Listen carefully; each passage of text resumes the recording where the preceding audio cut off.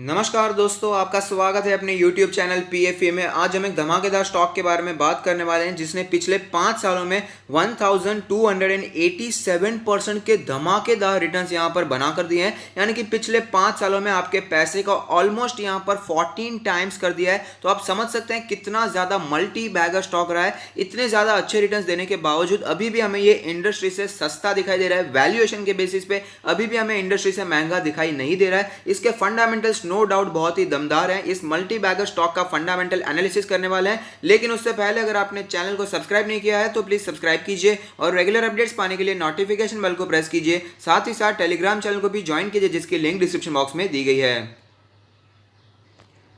तो कंपनी का नाम आपके सामने है जो कि है दीपक नाइट्रेट। ऑफ कोर्स इसका नाम आपने सुना ही होगा, लेकिन नाम सुनकर चले नहीं जाना है, वीडियो को कंटिन्यू देखना है। यहाँ पर फंडामेंटल्स को समझना है और क्यों यहाँ पर शेयर में इतनी भयानक तेजी बनी हुई है उसके रीजन भी मैं आपको यहाँ पर बताने वाला हूँ। तो कंपनी की वेबसाइट को यहाँ पर विजिट करते हुए आप देख पाएंगे यहाँ पर कंपनी की इन्फॉर्मेशन अगर हम लेते हैं तो पता चलता है कि 70% market share in sodium nitrate and nitrotoluenes in India. तो यहाँ पर मैं केमिस्ट्री में ज़्यादा मास्टर तो नहीं हूँ, यहाँ पर अगर कोई मिस प्रोनाउंसिएशन हो जाता है तो माफ कीजिएगा। यहां पर आप देख पाएंगे 1700 crore, one of the largest private sector investment in India in the recent times. अगर बात करें यहां पर कंट्रीज के बारे में तो 30+ कंट्रीज में दीपक नाइट्रेट काम करती है और पिछले 50 साल से यहां पर कंसिस्टेंट प्रॉफिट स्टेक होल्डर्स को ये देती आई है। Among top 3 global producers of xylidines, cumidines and oximes. यहां पर प्रोडक्ट्स के बारे में भी बात कर लेते हैं। कंपनी क्या प्रोडक्ट सेल कर दी है, यहां पर व्हाट वी सेल में हम यहां पर जाने वाले हैं। कंपनी क्या क्या सेल करती है, प्रोडक्ट पोर्टफोलियो कितना बड़ा है, ये भी हमें पता चल जाएगा। तो यहाँ पर आप देख पाएंगे acetone, agrochemicals, AMS, detergents, diesel, cetane improver, साथ ही साथ यहाँ पर dyes and pigments, food, others, paper, personal care, pharmaceutical intermediates, phenol, rubber, textile, water treatment. तो काफ़ी ज़्यादा डाइवर्सिफाइड केमिकल बिजनेस दिखाई देता है। यहाँ पर FMCG बिजनेस तो समझ लेते हैं, यहाँ पर दूसरे सारे बिजनेस है वो समझ लेते हैं, रिलैक्सो फुटवेयर का बिजनेस समझ लेते हैं, लेकिन केमिकल्स में हम यहाँ पर नहीं समझ पाते हैं क्योंकि वो हमें साक्षात दिखाई नहीं देते हैं। केमिकल्स यहाँ पर बहुत ज़्यादा अलग अलग रेंज होती है। केमिकल्स में आप देख पाएंगे वाटर ट्रीटमेंट है, टेक्सटाइल है, रबर है, फिनॉल है, फार्मास्यूटिकल इंटरमीडिएट्स है, पर्सनल केयर है, पेपर है, अदर्स है, फूड्स है, डाइज एंड पिगमेंट्स है। तो अलग अलग यहाँ पर हमें प्रोडक्ट पोर्टफोलियो दिखाई दे रहे हैं जो कि दीपक नाइट्रेट हर एक सेगमेंट में यहाँ पर काम करता हुआ नजर आ रहा है। तो यहाँ पर अंधाधुंध तेजी हमें क्यों देखने को मिल रही है वो भी मैं आपको बताना चाहूंगा।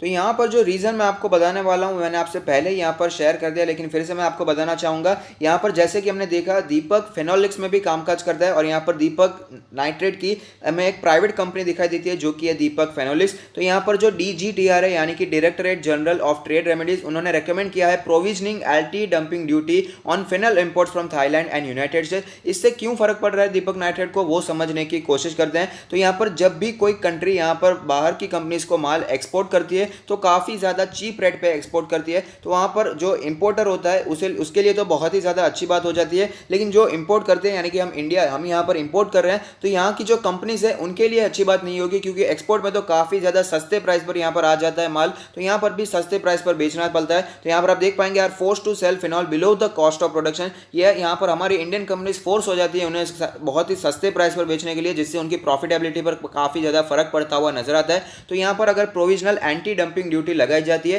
तो यहाँ पर जो भी हमें जो प्राइसेस दिखाई देंगे वो हमें यहाँ पर फेयरली प्राइस दिखाई देंगे, ज़्यादा चीप यहाँ पर हमें दिखाई नहीं देंगे। इसी वजह से हमें दीपक फेनोलिक्स जो कि यहाँ पर दीपक नाइट्रेट का ही पार्ट है यहाँ पर हमें तेज़ी देखने को मिल रही है। इसके जब Q1 के रिजल्ट्स आए थे तब भी मैंने आपको शेयर किया था कि यहाँ पर दीपक फेनोलिक्स यहाँ पर जो दीपक नाइट्रेट है वो एक्सपांशन के बहुत सारे प्लान सोच रहा है। तो आगे आने वाले दिनों में बहुत ज़्यादा तेज़ी देखने को मिल सकती है और स्टॉक में धमाकेदार तेज़ी हमें देखने को भी मिली है। तो आप देख सकते हैं कि दीपक नाइट्रेट एक मिड कैप कंपनी है जिसका मार्केट कैप 10,800 करोड़ के आसपास का है। लास्ट ट्रेडेड प्राइस जो है वो है 857 का। आप देख पाएंगे 7.5% के आसपास की तेजी हमें यहाँ पर देखने को मिल रही है। अगर बात करें रिटर्न्स के प्रोफाइल के बारे में तो 1 वीक में 11% के पॉजिटिव रिटर्न्स है। 1 मंथ के बारे में बात करें तो 35% के पॉजिटिव रिटर्न्स तो इसने सिर्फ एक महीने में बना कर दिए हैं। अगर बात करें 1 ईयर के बारे में तो 189% के पॉजिटिव रिटर्न्स। अगर बात करें 5 ईयर लॉन्ग टर्म के बारे में तो 1287% के मल्टी बैगर रिटर्न्स इस स्टॉक ने हमें बना कर दिए हैं सिर्फ और सिर्फ 5 सालों में। तो आप समझ सकते हैं कितना धमाकेदार शेयर हमें ये देखने को मिल रहा है। यहां पर अगर बात करें की मैट्रिक्स के बारे में तो पीई रेशियो जो निकल कर आता है वो 17.75, जबकि सेक्टर का पीई 22.27 है। आप देख पाएंगे इतनी ज्यादा तेजी होने के बावजूद सेक्टर के पीई से सस्ता दिखाई दे रहा है। प्राइस टू बुक रेशियो है 6.9, जबकि सेक्टर का प्राइस टू बुक है 2.01। यहाँ पर सेक्टर से तो महंगा ऑफकोर्स दिखाई दे रहा है। डिविडेंड यील्ड के बारे में बात करें तो 0.56% की डिविडेंड यील्ड है, जबकि सेक्टर का डिविडेंड है 1.83%। तो यहाँ पर डिविडेंड पर ज़्यादा फोकस नहीं कर रही है कंपनी, यहाँ पर ग्रोथ में फोकस करती हुई नजर आ रही है। यहाँ पर कंपनी के कुछ फाइनेंशियल स्टेटमेंट्स को भी देख लेते हैं, उससे पहले फाइनेंशियल ट्रेंड कैसा चल रहा है वो देख लेते हैं। यहाँ पर आप देख पाएंगे जो ट्रेंड यहाँ पर देखने को मिल रहा है, रेवेन्यू हमें देख पाएंगे, रेवेन्यू और प्रॉफिट में कितनी ज़्यादा बढ़ोतरी देखने को मिल रही है। यहाँ पर अगर बात करें प्रॉफिट के बारे में तो 2017 में जो प्रॉफिट था सिर्फ और सिर्फ 0.09 थाउजेंड करोड़ था, जो कि 2020 में बढ़कर 0.61 थाउजेंड करोड़ हो गया है। यहाँ पर आप देख पाएंगे बहुत ही ज़्यादा ग्रोथ हमें देखने को मिल रही है इन कंपैरिजन टू 2019 और 2020 में। बहुत ही एक्सपोनेंशियल ग्रोथ हमें यहाँ पर प्रॉफिट में देखने को मिल रही है, जो कि कंपनी के लिए बहुत ही अच्छी बात है। फाइनेंशियल स्टेटमेंट्स के बारे में बात करें तो इंडस्ट्री की रेवेन्यू 6.12% पर ग्रो करती है, जबकि दीपक नाइट्राइट की 26.26% पर। यहाँ पर मार्केट शेयर पिछले 5 सालों में बहुत ही ज़्यादा बढ़ चुका है, 2.88% से 7.72% हो चुका है। इंडस्ट्री की नेट इनकम 36.23 है, जबकि यहाँ पर दीपक नाइट्राइट की 63.12 दिखाई देती है। ग्रोथ व्यू देख लेते हैं यहाँ पर कंपनी का, तो आप देख पाएंगे ओवरऑल कंपनी ने अच्छा परफॉर्मेंस दिया है। ओवरऑल काफी ज्यादा ग्रोथ हमें यहाँ पर देखने को मिल रही है, चाहे वो टोटल रेवेन्यू हो, एबिटा हो, पीबीआईटी हो, पीबीटी हो या नेट इनकम हो। शेयर होल्डिंग पैटर्न के बारे में बात कर लेते हैं, तो आप देख पाएंगे टोटल प्रमोटर होल्डिंग है 45.69%, जिसमें से कुछ भी प्लेज नहीं, यानी कि टेंशन की तो बिल्कुल बात ही नहीं बनती। म्यूचुअल फंड के पास 12.74% की होल्डिंग, डीआईएस के पास है 13.54% की होल्डिंग, एफआईआईएस के पास है 11.47% की होल्डिंग। और अगर बात करें अदर पार्टीज यानी कि हमारे आप जैसे लोग, वो भी काफी इंटरेस्टेड दिखाई दे रहे हैं, 29.28% की होल्डिंग हमें यहाँ पर दिखाई देती है। फंडामेंटल एनालिसिस करते हुए कुछ और बातों का भी ध्यान रखना बहुत ही ज़्यादा ज़रूरी है, जैसे कि यहाँ पर अलग अलग हम रेशियोज देखने वाले हैं। ऑपरेटिंग मार्जिन की बात करें तो यहाँ पर 21.78% दिखाई दे रहा है, जो कि पिछले साल के मुकाबले काफ़ी ज़्यादा ऊपर चला गया है। नेट प्रॉफिट मार्जिन 14.44 है, जो कि पिछले साल के मुकाबले काफ़ी ज़्यादा इंप्रूवमेंट दिखा रहा है। रिटर्न रेशियोज के बारे में बात करें तो ROE 38.87 है, धमाकेदार है। आप देख पाएंगे जो कि 16.2 था, यहाँ पर डबल से भी ज़्यादा होता हुआ नजर आता है। अगर बात करें ROCE के बारे में तो 37.45 है। अब देख पाएंगे वहां पर भी अच्छा खासा इंप्रूवमेंट देखने को मिल रहा है। रिटर्न ऑन एसेट्स भी धमाकेदार हमें यहां पर इंप्रूव होता हुआ नजर आ रहा है। लिक्विडिटी रेशियोज के बारे में बात करें तो करंट रेशियो है 1.54, जो कि 1.31 था, तो यहां पर लिक्विडिटी की कोई भी इशू नहीं है, कंपनी यहां पर बैंकरप्ट नहीं होने वाली है। शॉर्ट टर्म में कोई भी लिक्विडिटी की इशू यहां पर नहीं होने वाली है। क्विक रेशियो 1.02 है, जो कि था 0.8 के आसपास, तो वहां पर भी हमें बढ़ोतरी देखने को मिल रही है, अच्छी बात है। डेट टू इक्विटी रेशियो के बारे में बात करें तो पिछले साल हमें कंसिडरेबल डेट यहां पर दिखा देता था, लेकिन वो डेट कम कर दिया गया है, 0.65% का डेट टू इक्विटी रेशियो दिखा देता है।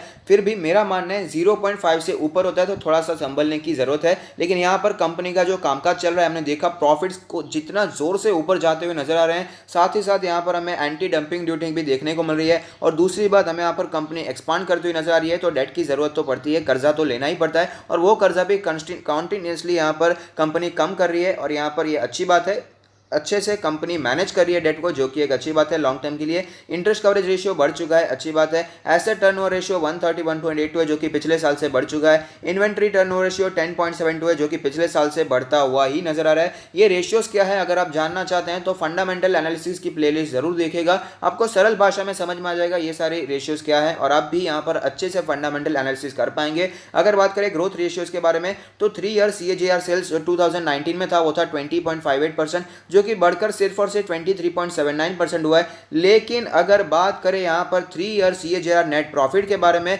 तो 11.7% से बढ़कर सीधा यहां पर 155.31% हो चुका है। तो धमाकेदार ग्रोथ हमें यहां पर नेट प्रॉफिट में देखने को मिल रही है। फाइनेंशियल ट्रेंड में भी हमने देखा कितनी ज्यादा ग्रोथ हमें यहां पर देखने को मिल रही थी। डिविडेंड के बारे में बात करें तो कंसिस्टेंटली कंपनी डिविडेंड दे रही है, 2001 से करके कंसिस्टेंटली डिविडेंड देती आ रही है, भले ही थोड़ा सा डिविडेंड देती है लेकिन डिविडेंड देती जरूर है। अगर बात करें यहां पर बोनस के बारे में तो काफी ज्यादा पुरानी लिस्टेड कंपनी है। आप देख पाएंगे 4:5 का बोनस, 1:1 का बोनस, बाद में 1:2 का बोनस, लास्ट 1:1 का बोनस भी हमें यहाँ पर देखने को मिला था 2014 में। अगर बात करें यहाँ पर इसके स्प्लिट्स के बारे में तो ओल्ड फेस वैल्यू थी 10 की, और न्यू फेस वैल्यू जो फिलहाल चल रही है वो है 2। यहाँ पर 2014 में ही हमें यहाँ पर स्प्लिट देखने को मिला था। आप देख पाएंगे यहाँ पर 2014 में स्प्लिट भी देखने को मिला और साथ ही साथ हमें बोनस भी देखने को मिला। तो आप समझ सकते हैं कि कितनी ज्यादा तेजी 2014 के समय में भी हमें बनती हुई नजर आ रही होगी।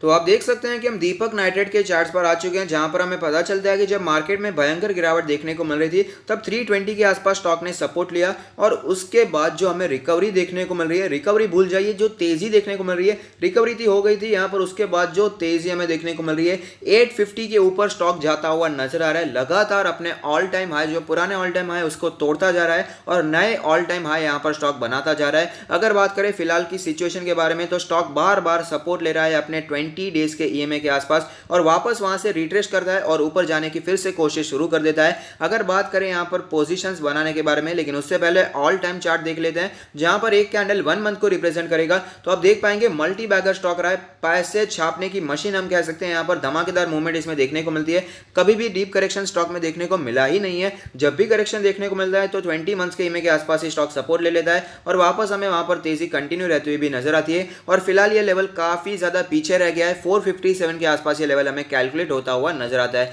तो ऐसी सिचुएशन में क्या करना चाहिए, क्या फिलहाल के प्राइस पर इन्वेस्ट करना चाहिए? तो मैंने तो आपको यहां पर कई बार रेकमेंड किया था।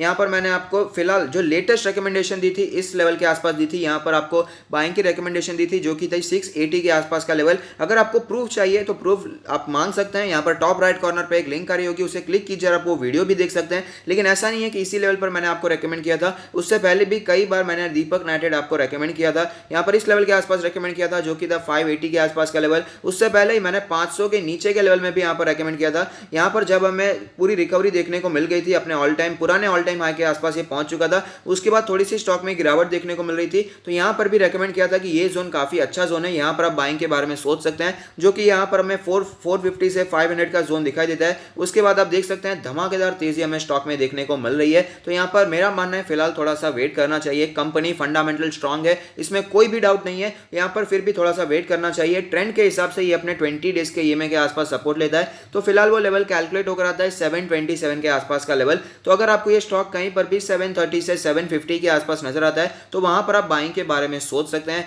लेकिन जो वेट करना चाहते हैं, जो कंजर्वेटिव इन्वेस्टर होते हैं, उनके लिए जो मैं लेवल्स यहां पर बताना चाहूंगा वो होंगे यहां पर 50 डेज का ईएमए जो कि 650 के आसपास बनकर आता है। तो अगर आपको स्टॉक कहीं पर भी 670 या उसके नीचे दिखाई देता है तो वहां पर आप बाइंग इनिशिएट करने के बारे में सोच सकते हैं। और बहुत ही मेहनत से आपके लिए वीडियो बनाते हैं, तो वीडियो को लाइक जरूर कीजिएगा। और ये धमाकेदार स्टॉक है, इसे अपने पोर्टफोलियो में जगह दी जा सकती है। और अगर आप अपना पोर्टफोलियो हमसे रिव्यू करवाना चाहते हैं तो उसकी लिंक भी हमने डिस्क्रिप्शन बॉक्स में दे दिया है। तो अगर आपको ये वीडियो पसंद आता है तो लाइक कीजिए, शेयर कीजिए, कमेंट कीजिए, सब्सक्राइब कीजिए और मुझे मोटिवेट कीजिए। Thank you, stay happy, happy investing.